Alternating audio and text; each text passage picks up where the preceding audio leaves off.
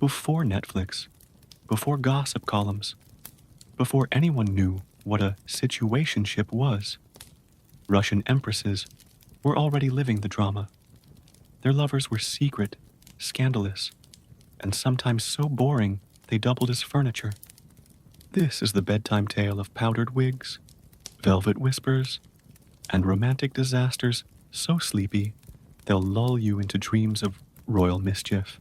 Welcome to the secret lovers of Russian empresses, where history gets cozy, scandal gets sleepy, and passion politely knocks before entering.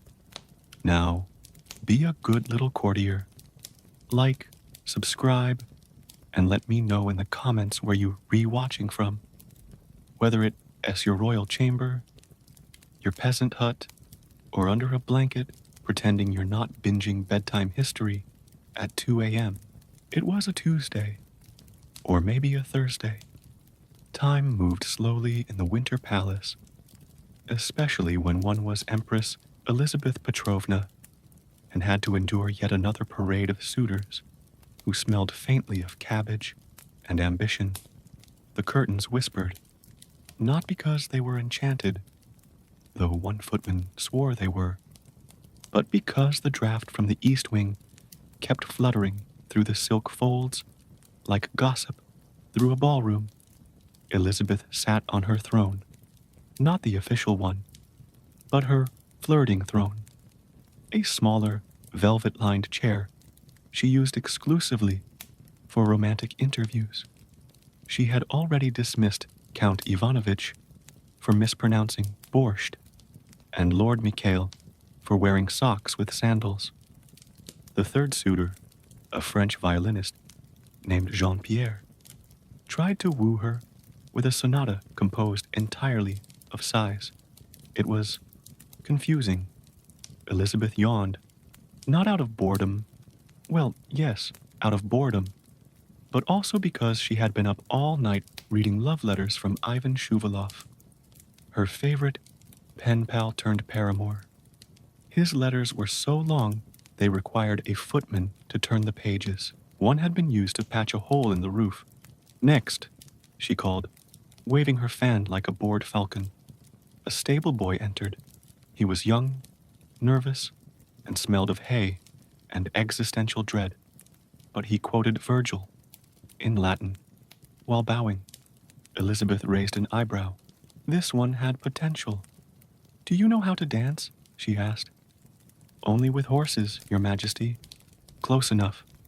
And so began the Empress's brief but memorable affair with a man who once serenaded a goat by accident. Their romance lasted 3 weeks, 2 poems, and one unfortunate incident involving a misdelivered bouquet meant for the Archbishop. The curtains whispered again. This time, they seemed to say, "He's not the one." Elizabeth sighed. She missed Ivan Shuvalov already.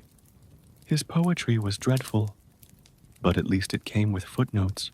Catherine II, Empress of all the Russias, had a heart as grand as her empire, and a lover rotation system so efficient it made the postal service look like amateur hour.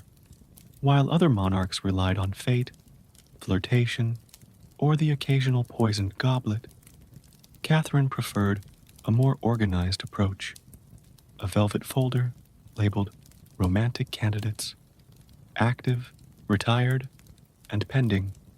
Each suitor was interviewed, background checked, and assigned a rank, not in the army, but in Catherine's affections. There were categories: charming but useless, reads books, has a beard, and the ever-popular looks good in uniform. One footman claimed she had a color-coded chart. Another swore she used scented wax seals to indicate mood compatibility. Enter Grigory Orlov, a general with a jawline so sharp it once sliced a crumpet. He was bold, brash, and convinced that wrestling a bear would win Catherine's heart. It did not. The bear, unimpressed, sat on him. Catherine, sipping tea, raised an eyebrow and asked if the bear had a name. Orloff recovered, mostly in pride, and became one of Catherine's most famous lovers. He brought her military victories, political support, and once a mechanical swan that played lullabies. The swan malfunctioned and sang Polish drinking songs instead. Catherine kept it anyway. Then came Grigory Potemkin, the man who invented fake villages to impress her during royal tours. "Look, my empress," he'd say, gesturing to cardboard windows and borrowed goats. A thriving town, Catherine would nod politely, secretly wondering if the goats were unionized. Potemkin was clever, theatrical, and possibly in love with Catherine until the end. Their letters were filled with affection, strategy, and occasional complaints about the palace plumbing. He once sent her a bouquet of onions, claiming they were symbolic. Catherine replied with a basket of garlic and a note that read, "Symbolism accepted, smell rejected." Despite the grandeur, the lovers, and the endless parade of powdered suitors, Catherine often found herself alone, at night scribbling notes in her diary and wondering if anyone truly understood her. Beyond the charts, the titles, and the bare, related injuries, Catherine the Great didn't just rule with an iron will. She ruled with goose feather pillows and a talent for turning bedtime into a boardroom. Her boudoir was less a place of rest and more a velvet-lined negotiation chamber, scented faintly of lavender, ambition, and the occasional overcooked beet. Her lovers knew the drill. Arrive freshly powdered, bring a compliment, and be prepared to discuss grain tariffs between kisses. One such paramour, Alexander Vasilchikov, was a man of few words and even fewer political opinions. Catherine liked him because he didn't interrupt her when she monologued about tax reform. He liked Catherine because she let him nap during her economic lectures. Their relationship was peaceful, if not thrilling. Catherine would recline on her chaise lounge, sipping tea and outlining her vision for a stronger Russian navy, while Alexander snored gently beside her, occasionally mumbling, "Yes, Your Majesty," in his sleep. Then came Peter Zavodovsky, a man who tried to impress her by drafting legislation in iambic pentameter. His proposal to reform the salt tax began, "O noble salt, thou crystal of the land, shall not thy price be set by gentle hand?" Catherine blinked twice, then asked if he'd been drinking ink again. But the most memorable incident involved Count Dmitri, a charming diplomat who had the unfortunate habit of sleepwalking. One night, after a particularly passionate discussion about border disputes, Dmitri wandered out of Catherine's chambers, still in his nightshirt, and stumbled into a meeting of foreign envoys. He signed a treaty, with a crayon, on a napkin. The treaty was later declared invalid, but the napkin was framed and hung in the palace hallway under the title "Diplomacy in Dreamland." Catherine, amused but exhausted, began keeping a small bell by her bedside.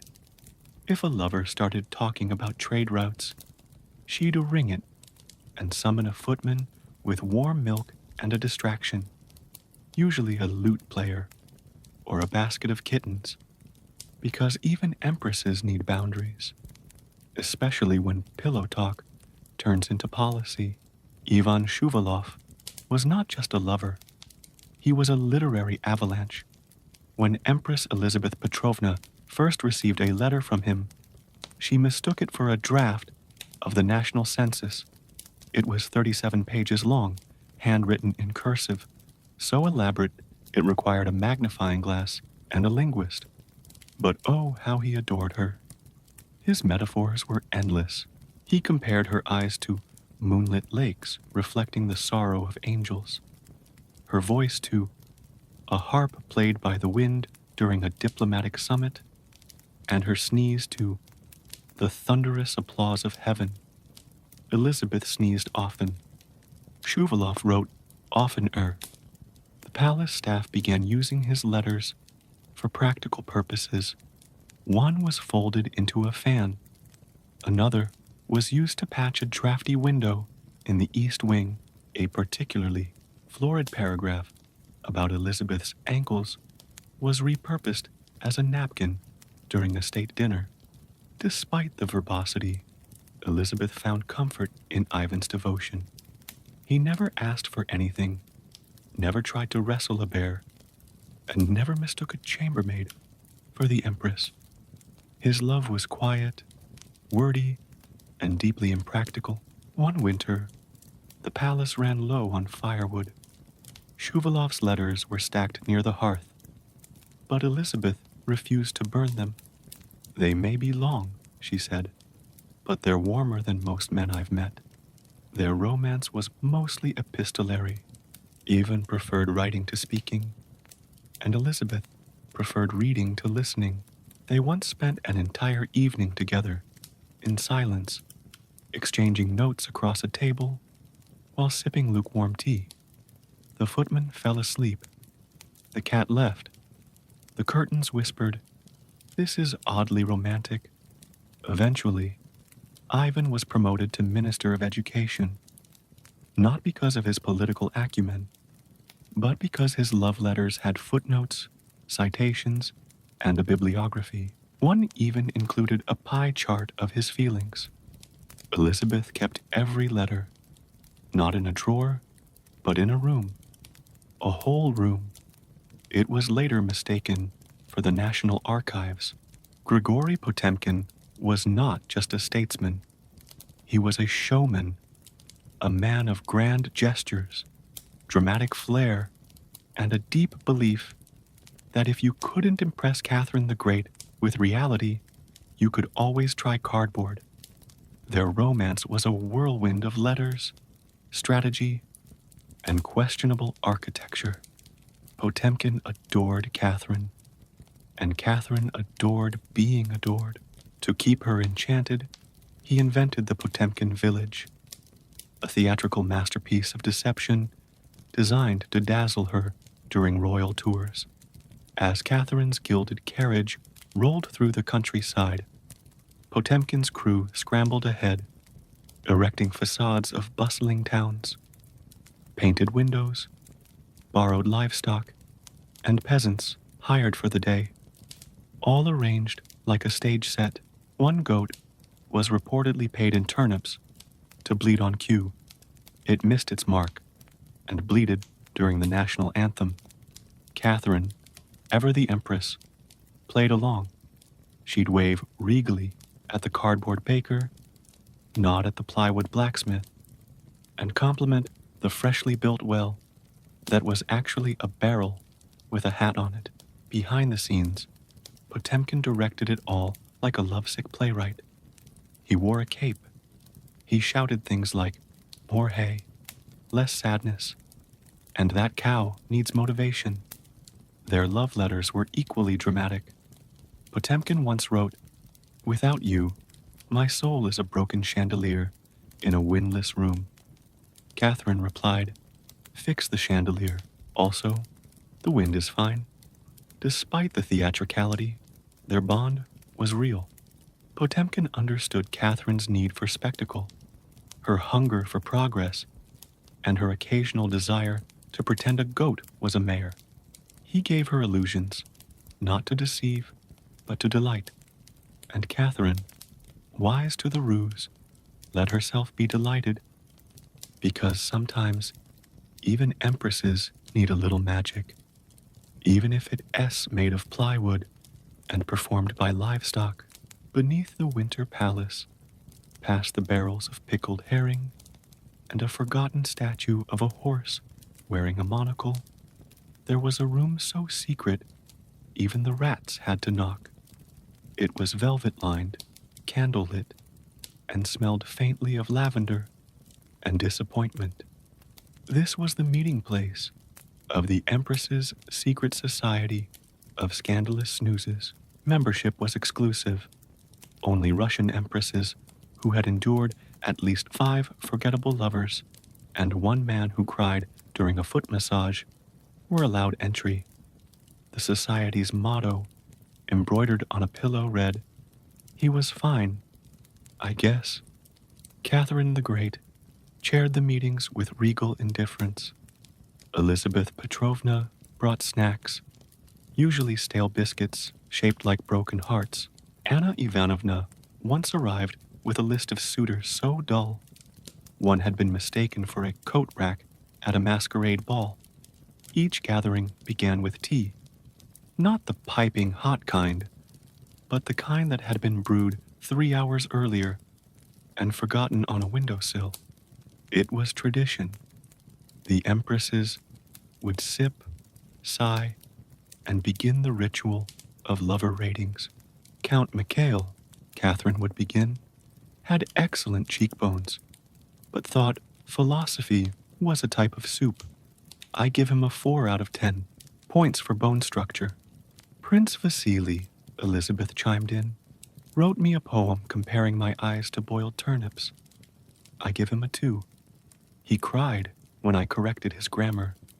Anna Ivanovna once gave a lover a negative score. He brought me a bouquet of onions, she said, unpeeled. No explanation. The society kept a velvet ledger of all reviewed lovers. It was bound in disappointment and sealed with a sigh. Some entries were crossed out with dramatic flair. Others had doodles. Catherine once drew a bear next to Orlov's name, with the caption, "Still not impressed." Occasionally, a new empress would be inducted. She'd enter the chamber, clutching a fan and a story about a man who tried to serenade her with spoons. The older empresses would nod, pour her lukewarm tea, and welcome her with the sacred phrase, "He was fine, I guess." And so, the society endured.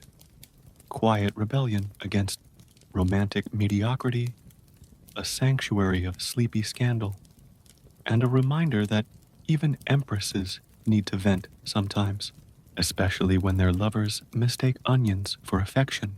In the gilded halls of the Russian court, where whispers floated like perfume and secrets were traded more often than pastries, there existed a wig. Not just any wig, the wig. A towering, powdered masterpiece, perched atop the head of Count Pavel Ivanovich, a man so forgettable that most people remembered his wig more than his face. The wig had seen things, heard things. It had attended every royal ball, every scandalous supper, and once a midnight rendezvous where someone mistook a harpist for a Hungarian prince. It never spoke, not because it couldn't, but because it was far too polite. Count Pavel, unaware of his wig's silent witness status, often wandered into rooms where he wasn't invited. He'd stand near curtains, behind statues, or next to potted plants, nodding thoughtfully while his wig absorbed every morsel of gossip like a powdered sponge. One evening, during a particularly tense game of imperial charades, the Empress whispered to her lover, "Meet me in the East Wing after the 3rd toast." The wig heard it. The wig remembered it. The wig did not react, except for a slight puff of starch, which may have been pride. Rumors swirled that the wig had once been worn by a French diplomat who negotiated treaties using eyebrow raises. Others claimed it was made from the hair of a poet who died mid-sonnet. The truth? It was just a wig. A very observant, very quiet wig. Catherine the Great once complimented it. "Your wig," she said to Count Pavel, "has more dignity than half my advisors." Pavel bowed. The wig bowed slightly more. Eventually, the wig was retired, not because it was out of fashion, but because it had become too wise. It was placed in a glass case in the palace archives, labeled Witness to Whispers. Visitors often stared at it, wondering what secrets it held. The wig, ever loyal, remained silent because in a court full of chatter, the most powerful thing you could be was quiet. Empress Elizabeth Petrovna was inspecting the royal stables one morning, wrapped in furs and mild irritation. The horses were fine. The hay was fine. The smell was aggressively rustic. But then, from behind a bale of straw, came a voice. Fortune favors the bold, it said, in Latin. Elizabeth turned. There stood a stable boy, young, hay-flecked, and wearing boots that had clearly lost a fight with a puddle. His name was Mitya. He bowed, then quoted Virgil again, this time with a dramatic flourish that sent a chicken scurrying. Intrigued, Elizabeth invited him to recite poetry at dinner. He arrived late, covered in hoofprints, and accidentally sat on a decorative cushion shaped like a roast duck. But his verses were flawless. He spoke of love, destiny, and the tragic beauty of manure. The court was baffled. Elizabeth was enchanted. Their affair was brief, but memorable. Mitya would read Latin epics, while Elizabeth soaked in rose-scented baths. He once serenaded her with a lute, borrowed from a footman, and accidentally serenaded a goat instead. The goat was flattered. Elizabeth was amused. He gifted her a scroll of handwritten poetry tied with a ribbon made from horse reins. She kept it in her vanity drawer, next to a bottle of perfume labeled Imperial Disinterest. But palace life was not kind to stable boys. Mitya struggled with etiquette, often mistaking forks for grooming tools and calling the archbishop Your Highness. Eventually, he returned to the stables, where he was happier quoting Latin to horses who didn't interrupt. Elizabeth, ever sentimental, had a portrait commissioned, not of Mitya, but of the goat he serenaded. It hung in her dressing room with the inscription, To the one who understood poetry. And so the Empress's literary fling faded into history, a tale of hay, Virgil, and hoofprints on the heart. Grigory Orlov was many things, dashing, decorated, and deeply convinced that physical feats were the key to Catherine the Great's heart. He had already gifted her a mechanical swan, a poem written in invisible ink, and a portrait of himself shirtless on horseback. Catherine hung the portrait in the pantry, but one winter evening, fueled by vodka and questionable advice from a footman named Yuri, Orlov decided to do something unforgettable: wrestle a bear. The bear, named Misha, was borrowed from a traveling circus and had recently retired due to emotional exhaustion. He was promised a bucket of fish and a quiet afternoon. Instead, he was led into the palace courtyard, where Orlov stood shirtless, flexing dramatically and quoting ancient Greek battle cries. Catherine watched from a balcony, sipping tea and wearing an expression best described as imperial concern. She had seen many things: fake villages, onion bouquets, a man who tried to woo her with interpretive dance. But this was new. The match began. Orlov lunged. Misha blinked. There was a brief scuffle, a loud yelp, and then silence. Orlov lay in the snow, his pride bruised, his wig missing, and his dignity somewhere near the stables. The bear, confused but victorious, was given a medal and a warm blanket. Catherine sent him a thank you note and a basket of pears. Orlov recovered quickly. He claimed the bear had used unorthodox tactics and insisted he had won spiritually. Catherine nodded politely and changed the subject to grain exports. Despite the incident, Orloff remained one of Catherine's favorites. He was loyal, passionate, and never tried to wrestle anything again. Instead, he focused on politics, occasionally pausing to glare at portraits of bears.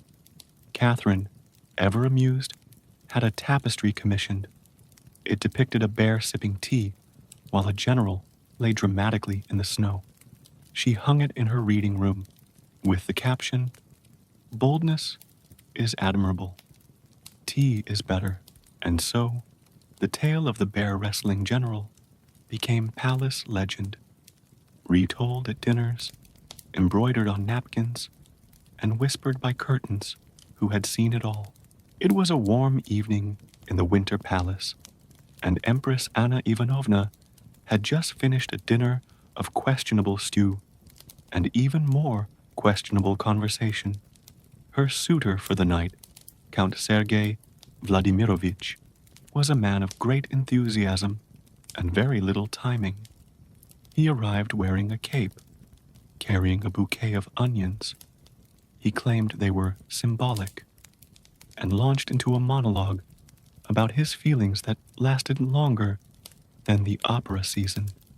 Anna, already drowsy from the stew, nodded politely and tried to stay awake. "Your eyes," Sergei declared, "are like two moons trapped in a velvet sky, weeping starlight upon my soul." Anna blinked, slowly, then yawned. Sergei took it as a sign of emotional overwhelm. "I've moved you," he whispered. Anna snored.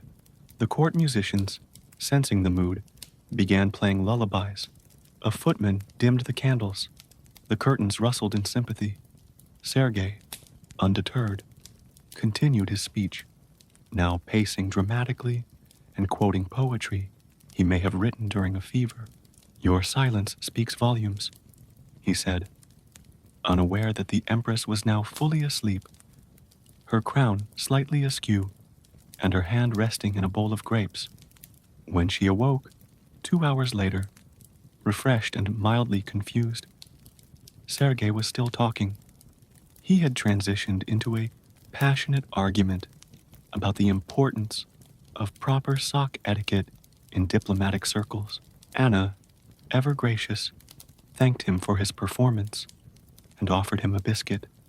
He bowed, declared the evening a triumph, and left with the confidence of a man who had just won a duel with a metaphor. The next day, Anna wrote in her diary, "Sergei is very loud. I dreamt of silence. It was lovely." From that night on, she kept a small pillow hidden behind her throne, just in case, and whenever a suitor began a speech with, "Your eyes are like," she'd gently reach for it and prepare for a nap, because sometimes the most romantic thing an empress can do is sleep through it. Winter in St. Petersburg was not for the faint of heart or the thinly dressed. The winds howled like gossiping duchesses, the snow piled like unpaid royal debts, and the palace window rattled with the fury of 1,000 forgotten suitors. Empress Elizabeth Petrovna, ever resourceful and slightly chilly, found herself in a peculiar predicament. The east wing was freezing, the fireplaces were roaring, the servants were layering, and yet the cold crept in like an uninvited poet. Enter Ivan Shuvalov, her verbose, devoted, and tragically long-winded lover. His letters, already legendary for their length, had begun arriving in scrolls so massive they required a wheelbarrow. One particularly passionate ode to Elizabeth's elbows was 42 pages long and included a fold-out diagram. Desperate for warmth and mildly amused, Elizabeth had an idea. Insulation. The footmen were summoned. The letters were unrolled, pressed against the drafty windows, and secured with decorative ribbons. Suddenly, the east wing was warmer and vaguely romantic. Guests commented on the poetic ambiance. unaware they were admiring a stanza about Elizabeth's sneeze. One letter, describing her beauty in 17 different metaphors involving fruit, was used to line a hallway. Another, comparing her laugh to a choir of angels trapped in a wine barrel, was folded into a curtain valance. Shuvalov, upon hearing of this, was thrilled. "My words protect you," he wrote, "from both the cold and the mediocrity of lesser men." Elizabeth replied with a thank you note and a request for shorter sentences. The palace staff grew fond of the arrangement. One maid claimed she learned Latin from the margins. A guard memorized a sonnet while on night duty. The cook used a particularly florid paragraph as a recipe bookmark. Eventually, the letters were replaced with proper insulation.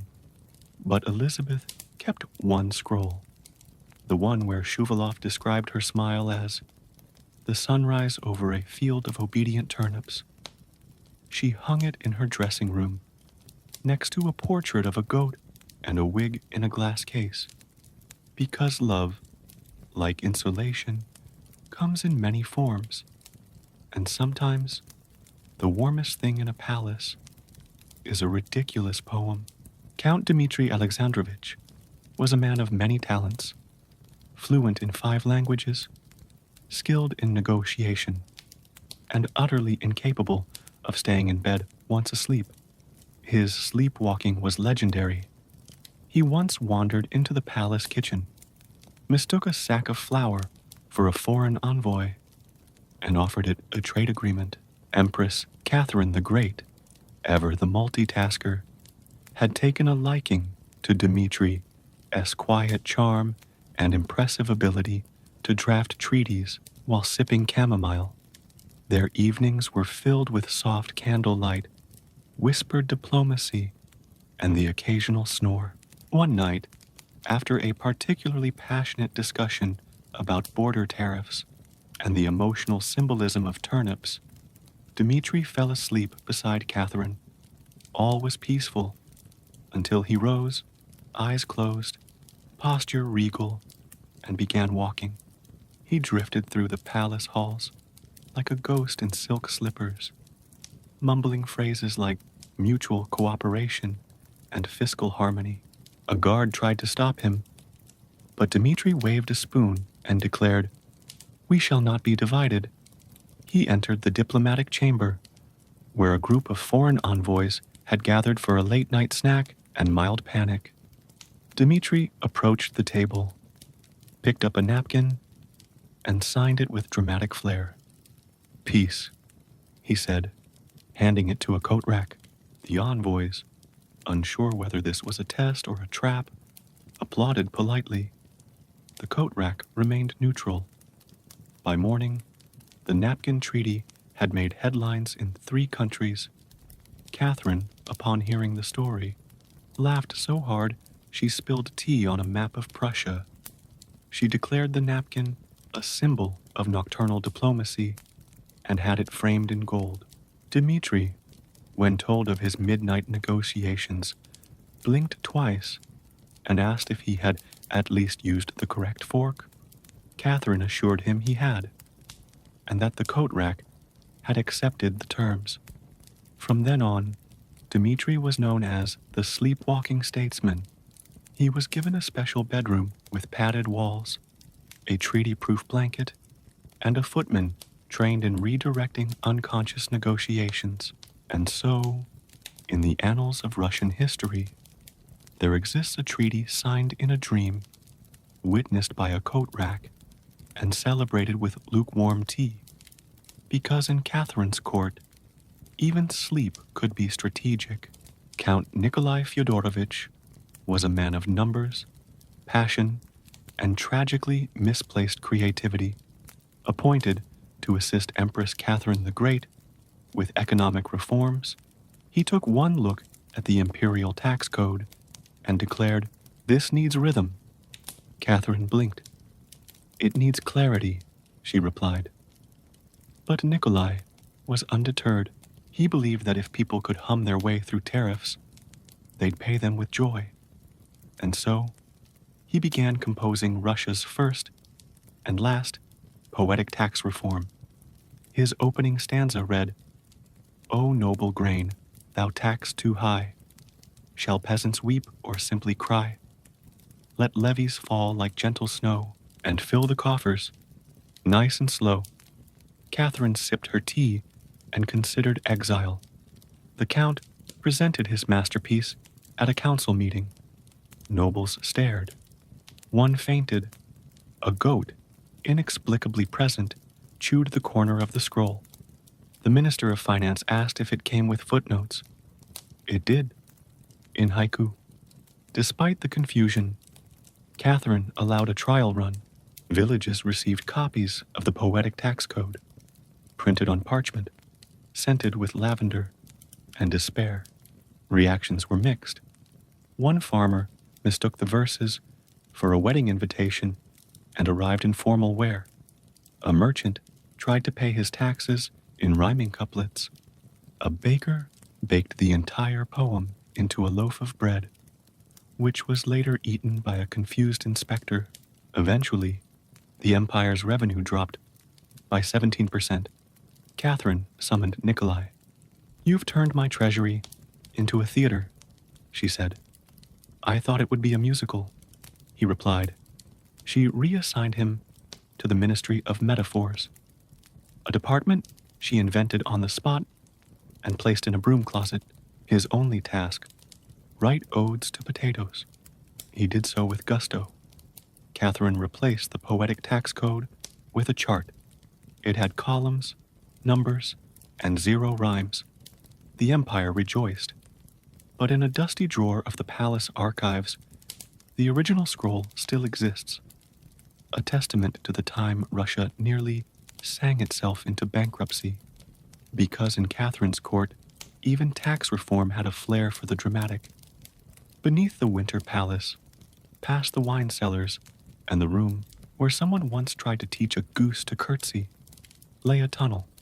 It was narrow, dusty, and built for one purpose: secret rendezvous. Officially, it was labeled emergency storage.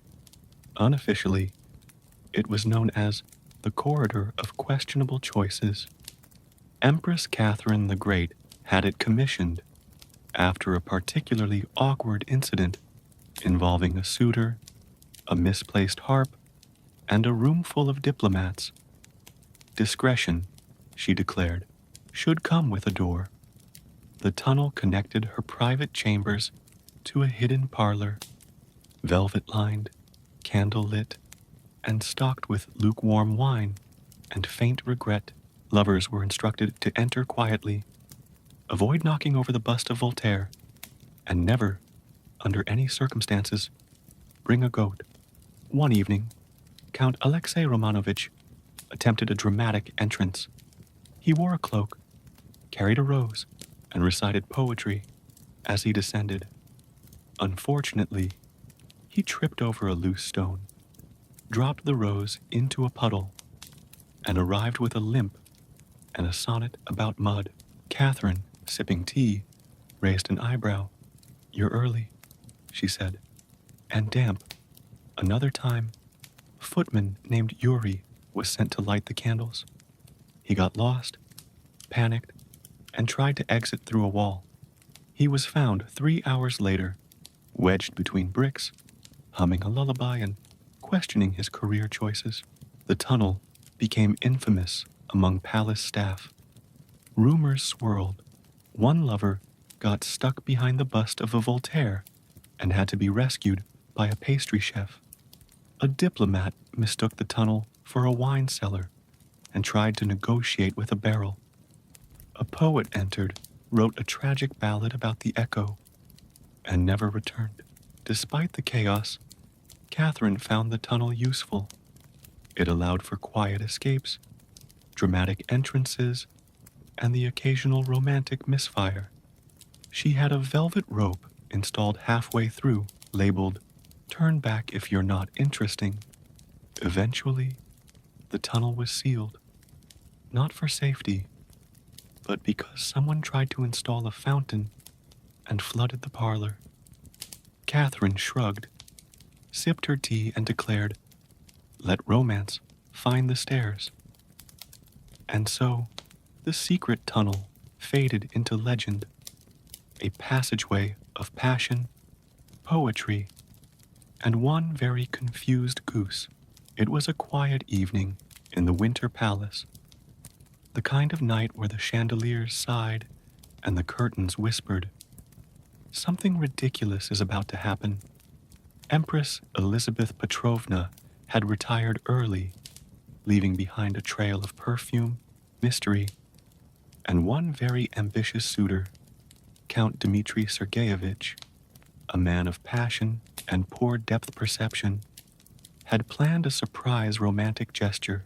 He rehearsed his speech, powdered his wig, and carried a bouquet of roses so large it required its own footman. His goal, to sweep the Empress off her feet with charm, poetry, and a dramatic knee bend. Unfortunately, the hallway lighting had been dimmed to romantic gloom, and the Empress's chambermaid, Anya, happened to be fluffing pillows in the royal suite, wearing a gown borrowed from the laundry and humming a lullaby. Dmitri entered, saw a silhouette, and launched into his speech.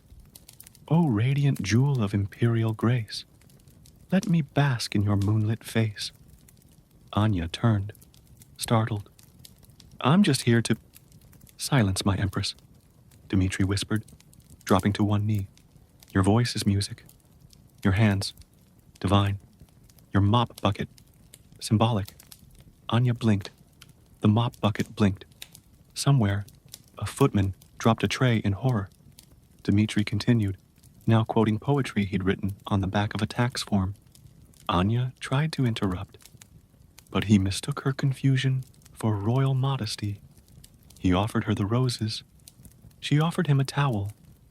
Eventually, the real Empress entered, wearing slippers and holding a biscuit. She watched the scene unfold, took a bite, and said, "Dmitri, you're proposing to my laundry assistant." Dmitri froze. Anya curtsied. The mop bucket rolled away in shame. Elizabeth, ever amused, invited them both to tea. Dmitri apologized profusely. Anya accepted the roses. The mop bucket was promoted to emotional support equipment. From that day on, Dmitri wore spectacles. Anya received a raise, and the palace staff added a new rule to the handbook: confirm identity before reciting poetry. Because in the Winter Palace, love was grand, but lighting was everything. In the quieter corners of the Winter Palace, beneath the grand staircases, behind the velvet drapes, and occasionally inside the biscuit pantry, lived a colony of mice. They were well-fed, well-mannered, and known to prefer Bach over Beethoven. The palace staff referred to them as Her Majesty's Unofficial Orchestra. Enter Nikolai Petrov, a minor noble with major feelings and a lute he barely knew how to play. He had tried, and failed, to woo Empress Catherine the Great with poetry, pastries, and a painting of her riding a cloud. She had responded with polite silence and a biscuit.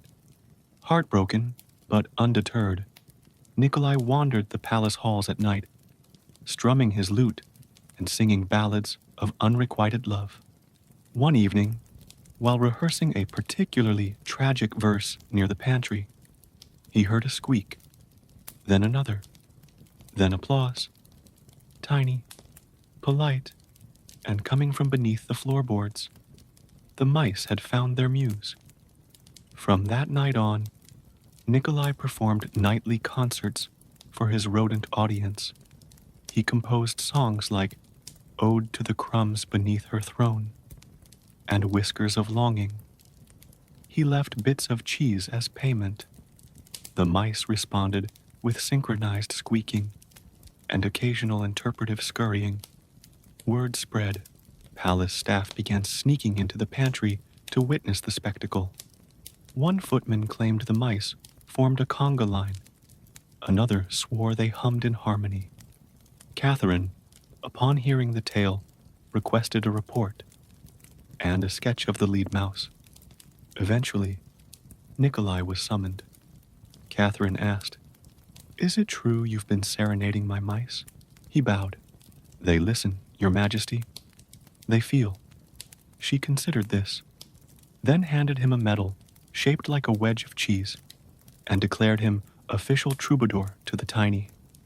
Nikolai continued his concerts, now with royal approval. The mice grew bold, attending in tiny hats. One wore a cape, another brought a date.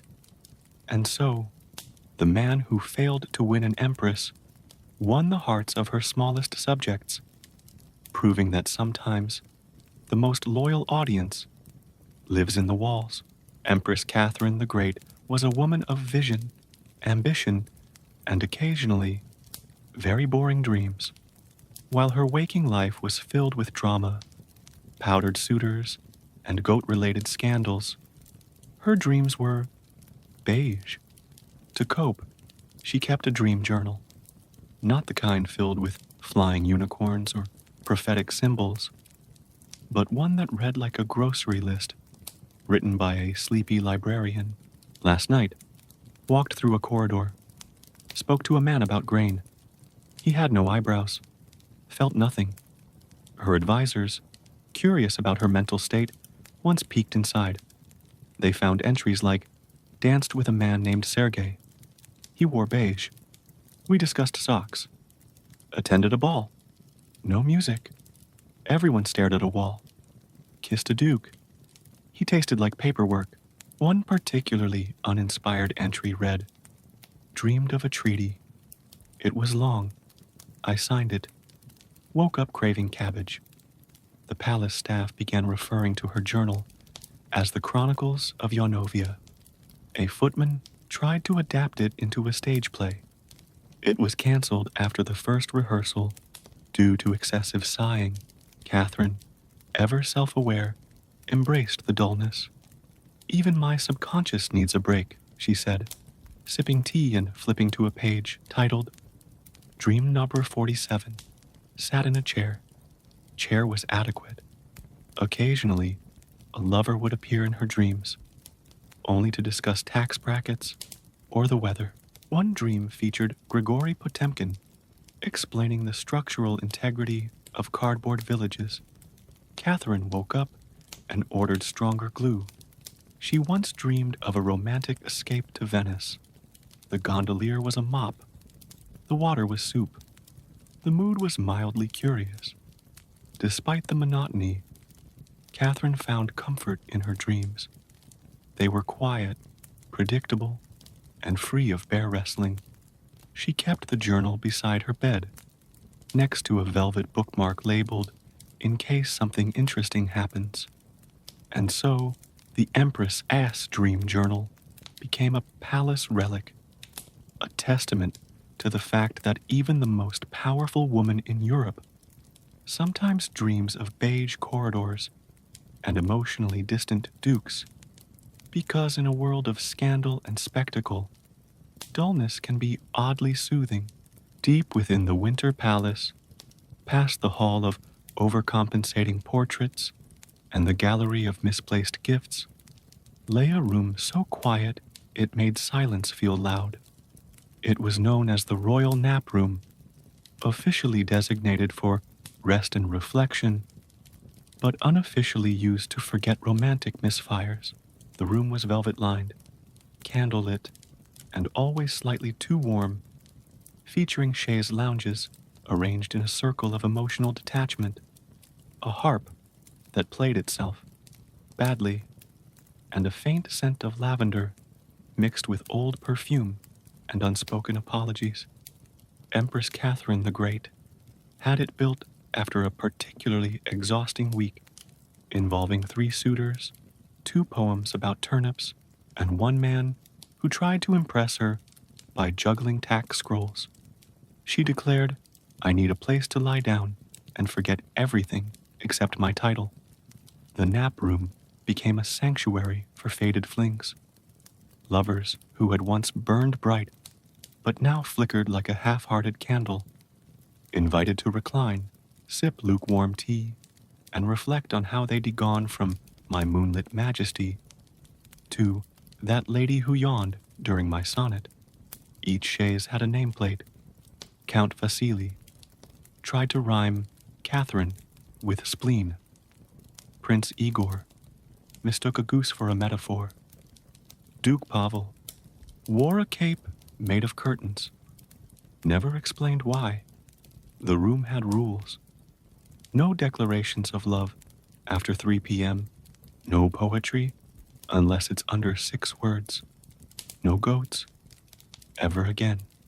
Occasionally, Catherine would visit, not to rekindle, but to observe, sipping tea, nodding at the snoring nobles, and whispering to her footman, "That one once compared me to a chandelier."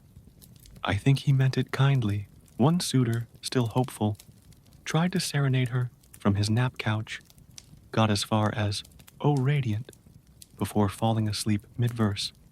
The harp played a confused trill. Catherine left a biscuit on his chest and walked out, and so the nap room endured. A velvet purgatory for romantic footnotes, a place where flings faded gently into dreams, and where the only thing truly passionate was the snoring. Because in Catherine's court, even forgotten lovers deserved a soft pillow and a quiet goodbye. By the twilight of her reign, Empress Catherine the Great had seen it all. Bear-wrestling generals, onion-bearing poets, serenades to mops, and treaties signed in sleep. Her heart, once a ballroom of dramatic entrances and velvet sighs, had grown weary of powdered suitors and their metaphorical metaphors. She longed for peace, for quiet, for someone or something that wouldn't recite sonnets or confuse goats with compliments. Enter Sergei. Not a man, not a noble, not even particularly symmetrical. Sergei was a pillow, plump, velvet-clad, and embroidered with the phrase, "Do not disturb unless on fire." He had arrived as part of a diplomatic gift from a minor duchy known for its textiles and emotional repression. Catherine, upon first meeting Sergei, felt something stir. Not passion, but relief. He didn't speak. He didn't sigh. He didn't compare her to celestial vegetables. He simply existed, soft and supportive. She began spending evenings with Sergei, reclining in her reading nook, sipping tea and whispering state secrets into his stuffing. He never judged. He never leaked. He absorbed everything, including a small wine spill and one very dramatic biscuit crumble. The palace staff noticed the change. Catherine smiled more. She sighed less. She stopped hosting midnight poetry duels. One footman claimed she hummed lullabies to Sergei. Another swore she once kissed his corner. Rumors swirled that Sergei had a twin named Dmitri who lived in the guest room, that Catherine had written him a love letter, folded into a napkin and tucked beneath his tassels, that Sergei had been promoted to emotional advisor to the crown. Eventually, Catherine made it official. She declared Sergei her final lover, not out of madness, but out of clarity. "He's loyal," she said. "He's quiet. And he never tries to rhyme Catherine with spleen." A portrait was commissioned. Catherine reclining with Sergei, surrounded by discarded love letters and one mildly offended mop. It was titled "Peace at Last," and so the Empress's romantic saga ended not with fireworks, but with fluff, a soft, silent companion who asked for nothing and gave everything, because in the end, the greatest love might just be a pillow named Sergei. By the end of her reign, Empress Catherine the Great had rewritten the rules of empire, romance, and how many powdered suitors one woman could reasonably endure. Her palace echoed with tales of serenaded mops, bear wrestling generals, and treaties signed in nightshirts. But beneath the velvet and spectacle, a quieter truth lingered. She was tired, not of ruling. She did that with unmatched brilliance, but of the endless parade of metaphors, misfires, and men who thought comparing her to a chandelier was a compliment. She had loved boldly, laughed often, and occasionally napped through flirtation. Her heart, once a ballroom of dramatic entrances, had become a library of fond footnotes. The winter palace itself seemed to sigh with her. The chandeliers dimmed a little earlier. The curtains swayed with less gossip. Even the mice, once serenaded nightly, now preferred lullabies to ballads. Catherine began spending more time in her reading nook, wrapped in silence, and a blanket embroidered with the phrase, "Let them woo themselves." She sipped tea, reread old letters, and occasionally chuckled at the one where a suitor rhymed empire with tire.